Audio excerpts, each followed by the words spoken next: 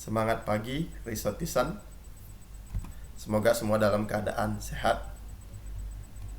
Perkenalkan, nama saya Imade Sutirta Septana Jaya. Pembelajaran hari ini yaitu mengenai General English, Unit Kompetensi Speak English at a Basic Operational Level, Learning Objective, Student able to identify Speak English at a Basic Operational Level. Course experience, student is fully understanding about Speak English at a Basic Operational Level. Grading, the passing grade for each quiz and assignment is 70%. Verb atau kata kerja bahasa Inggris. Pengertian verb. Verb atau kata kerja bahasa Inggris adalah suatu kata yang berfungsi untuk menunjukkan tindakan dari subjek, menunjukkan peristiwa atau keadaan. Ini merupakan satu dari 8 part of speech. Macam-macam verb. Pertama, transitive dan intransitive verb. Transitive verb adalah kata kerja yang diikuti direct object yang menerima aksi dari subjek. Sementara intransitive verb tidak, karena aksi yang dilakukan subjek memang tidak melibatkan direct object. Contoh transitive dan intransitive verb. Transitive verb: bring, buy, hit, send, want. Intransitive verb: arrive, come, listen, sneeze, and walk. Adapun contoh kalimat transitive dan intransitive verb: he sent me a postcard. Dia mengirim saya kartu pos. Cheryl often sneezes while cleaning house. Cheryl sering bersin-bersin ketika membersihkan rumah. Kedua, ada regular dan irregular verb. Regular verb adalah kata kerja yang mayoritas bentuk past tense, verb 2, dan past participle, verb 3. Didapat dengan menambahkan suffix ed atau di pada base form, di mana base form itu yaitu bentuk dasar kata kerja. Berbeda dengan regular verb, bentuk past tense dan past participle, irregular verb lebih bervariasi. Contoh regular dan irregular verb. Regular verb ada arrive, help, live, put, and walk. Irregular verb come, meet, run, sing, and teach. Contoh kalimat regular dan irregular verb: the item arrived late. Barang tersebut tiba terlambat. They came late. Mereka atau siswa datang terlambat. Di mana di sini ada arrive-nya, ada arrive, and arrival. Setelah itu come-nya ada come, came, and come. Action dan stative verb. Action verb adalah kata kerja untuk menyatakan bahwa subjek sedang melakukan suatu aksi atau untuk menyatakan bahwa suatu terjadi. Sementara stative verb tidak untuk menyatakan aksi, melainkan untuk menyatakan kondisi yang tidak berubah atau cenderung tidak berubah. Contoh action dan stative verb. Action verb ada eat, listen, play, study, and walk. Stative verb ada help, love, prefer, seem, dan all. Contoh kalimat action dan stative verb. Pertama, action verb: they walk hand in hand. Mereka berjalan bergandengan. Stative verb: I prefer tea to coffee. Saya lebih suka teh daripada kopi. 4. Finite dan non-finite verb.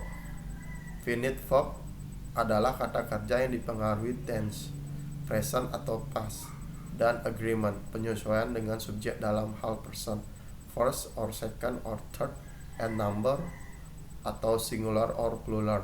Sedangkan non-finite verb tidak. Kelompok kata kerja yang termasuk finite verb yaitu transitive dan intransitive verb, action dan stative verb, linking verb, dan auxiliary verb. Adapun yang termasuk non-finite verb antara lain present participle, ing and form, past participle, ed, form, infinitive to plus verb, and bare infinitive. Contoh kalimat action dan stative verb: You are growing up so fast. Kamu berkembang sangat cepat. You are growing up so fast. Linking verb. Linking verb menghubungkan subject or sentence dengan deskripsinya. Contoh linking verb. Contoh kalimat linking verb. Di sini ada yang pertama, she is young and beautiful. Dia muda dan cantik. You look gorgeous. Kamu terlihat sangat menarik. Adapun beberapa contoh linking verb: feel, look, smell, sound, taste, become, continue, grow, seem. Di sini ada be, am, is, are, was, were, be, been, and being. Di sini yang keenam ada causative verb. Causative verb untuk menunjukkan bahwa subjek membuat seseorang atau sesuatu melakukan suatu aksi. Let, make, have, and get merupakan beberapa causative verb yang paling populer. Contoh kalimat causative verb pertama, he won't let me see his phone. Dia tidak akan membiarkan saya melihat ponselnya. Yang kedua, I had my house renovated last week. Rumah saya direnovasi minggu lalu. Phrasal verb. Verb tidak selalu berbentuk simpel dengan hanya terdiri dari satu kata, melainkan mungkin berupa frasa yang disebut phrasal verb. Phrasal verb tersebut merupakan hasil kombinasi dengan adverb, kata keterangan, dan atau preposition ataupun kata depan. Sebagian phrasal verb maknanya dapat ditebak dari tiap kata penyusunnya, sedangkan sebagian yang lain tidak karena bermakna ungkapan. Contoh phrasal verb. Di sini ada contoh kalimatnya. The cake has run out. Kue tersebut sudah habis. Turn off the light before leaving the room. Matikan lampu sebelum meninggalkan ruangan. Adapun contoh-contohnya: call on, carry out, get in, give away, make up, read over, run out, take off, turn off, and wake up.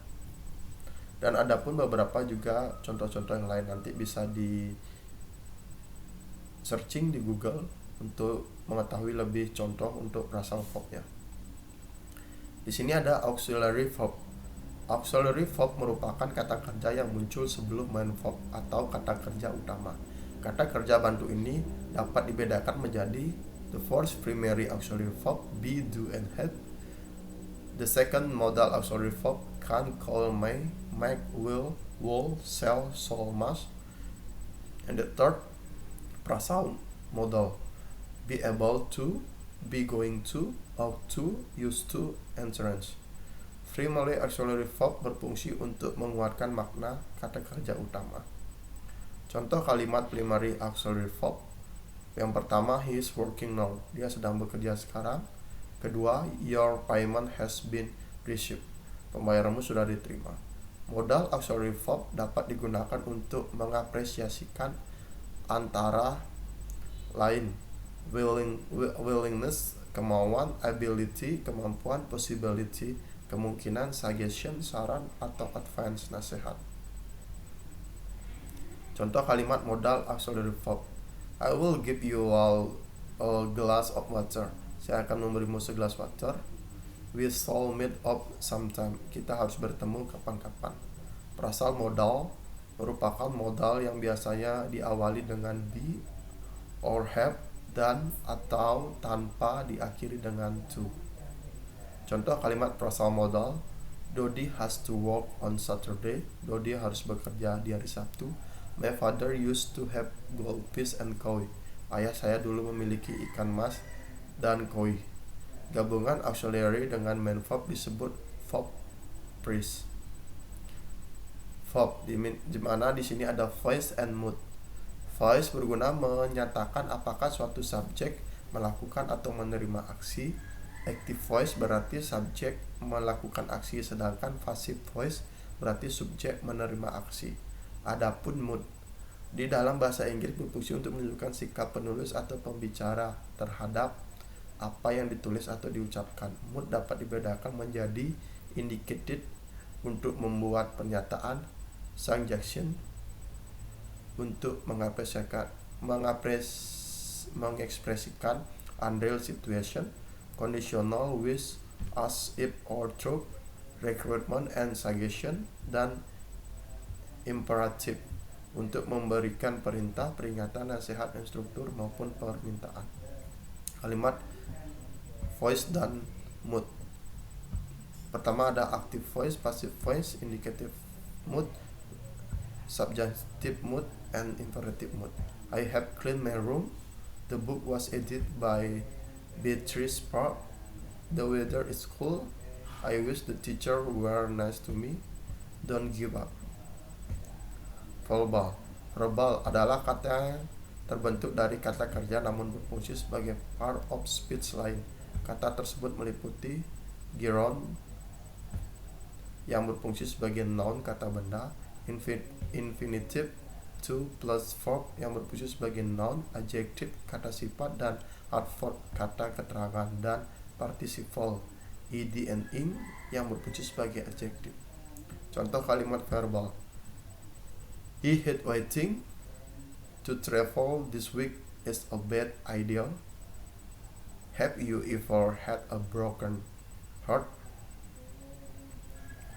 Baik, sekian dari saya untuk materi hari ini.